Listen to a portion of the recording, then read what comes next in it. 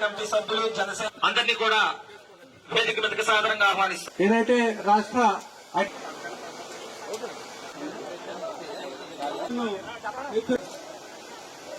వెళ్తాం, దిండిలో ఫంక్షన్ ఉంది, దిండి కాడికి వెళ్తాం.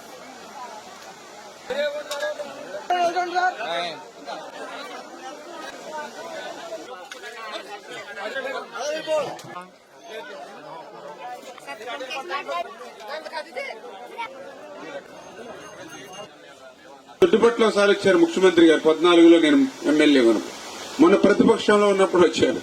అంటే ఇట్లా పనిచేసేటువంటి ముఖ్యమంత్రి చంద్రబాబు నాయుడు మీకు కష్టం వస్తే పరిగెత్తుకొని వచ్చాడు. ఇంత లోతు బురదలో నడిచి తిరిగారు లక్ష్మీపాలెం.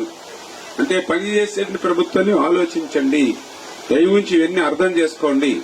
రేపు మళ్లీ కళ్ళబొల్లి మాటలు చెప్పేటువంటి వాళ్ళు వస్తారు మీ దగ్గరికి, అబద్దాలు అసత్యాలు చెప్పేవాళ్ళు వస్తారు మీ దగ్గరికి. 5 సంవత్సరాలు ఏమీ చేయలేదు కానీ ఏదో అబద్దాలు అసత్యాలు పట్టుకుని వస్తారు. నమ్మపోకూడదు అటువంటి వాళ్ళు. వాళ్ళకు కూడా 5 సంవత్సరాలు మా గురించి పట్టని వాళ్ళు ఈ రోజు మాతో మీకు పని ఏంటి అని చెప్పేటువంటి పరిస్థితి ఉండాలి. రేపు ఎప్పుడు ఏ ఎన్నిక వచ్చినా కూడా, ఏ ఎలక్షన్ వచ్చినా కూడా ఇట్లాంటి పని చేసేటువంటి ప్రభుత్వానికి పోటీ కూడా లేకుండా ఏకగ్రీవంగా చేసి పెట్టాలి మీరు పనిచేసేటువంటి ప్రభుత్వాన్ని. అప్పుడు మాకు కూడా ఇంకా అభిమానం పెరుగుతుంది.